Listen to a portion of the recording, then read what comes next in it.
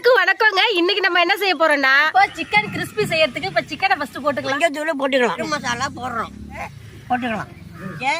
இஞ்சி பூண்டு கொஞ்சமா தயிர் சேர்த்துக்கலாங்க. கிறிஸ்பி மசாலா சேர்த்துக்கலாங்க. ஒரு முட்டையை அப்படியே உடைச்சு ஊத்திக்கலாங்க.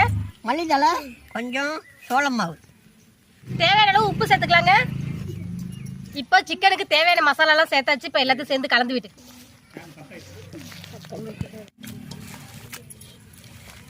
ஒரு 10 நிமிஷத்துக்கு மேலேயே ஊறிடுச்சு. இப்போ வந்து நம்ம பொரிக்க ஆரம்பிச்சிடலாமா? இறக்கிடலாமா? இறக்கிறோம்.